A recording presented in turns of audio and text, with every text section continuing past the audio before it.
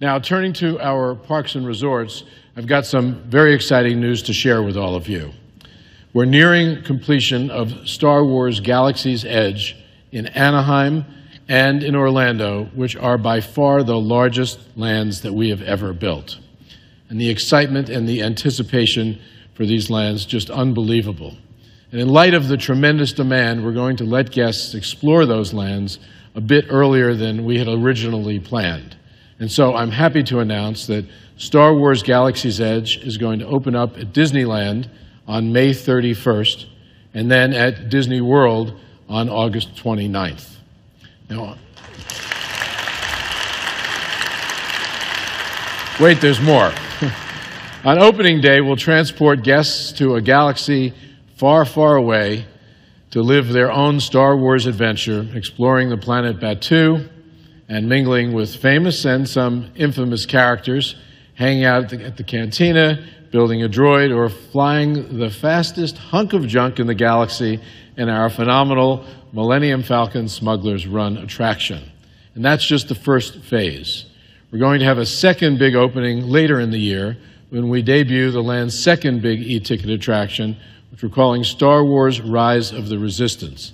This is the most technologically advanced and immersive attraction that we have ever imagined, and we're pushing the limits of imagination and innovation. We'll actually blur the lines for our guests between fantasy and put them sort of right and reality, and put them right in the middle of the rebellion and give them an active role in a fight against the First Order. Now, no one has ever attempted anything of this magnitude, and so it's somewhat daunting even by our standards, but we're really proud of what we're building at Star Wars Galaxy's Edge, and words simply can't do it justice, which is why I brought you an exclusive video peek at just what we're building. Enjoy. You know, soon after we bought Lucasfilm in late 2012, I met with the Imagineers and we started the planning process and the development process to actually create these lands. And they asked me, you know, what did I want the Star Wars lands to be? And I said one thing: make sure they're ambitious. And I think they certainly have taken that word seriously. Now, as you know, Walt Disney famously said that Disneyland would never be completed as long as there is imagination left in the world. And we apply that same view to all of our parks and resorts around the world.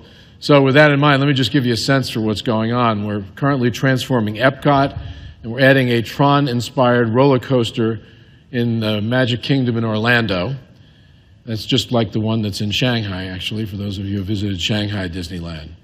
We're also building a new Marvel-themed land at Disney's California Adventure, and we're creating our first ever Zootopia-themed land in Shanghai. And we're opening a Marvel-themed hotel and adding more Star Wars and Frozen content at Disneyland Paris. And then in Hong Kong, we're reimagining the castle, and we're expanding the Marvel presence and adding a new Frozen experience as well. We're also bringing Beauty and the Beast to Tokyo Disneyland. We're building a new Toy Story-themed hotel there.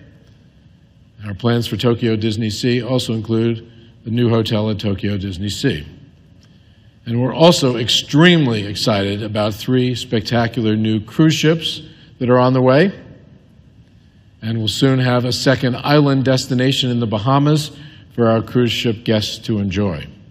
Now, all of this adds up to the biggest expansion our Parks and Resorts team has ever created.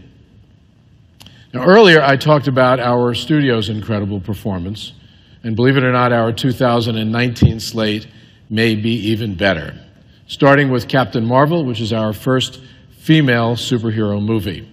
It just premiered earlier this week to strong reviews, and you'll have a chance to see what all the buzz is about when it opens in theaters a few hours from now, tonight.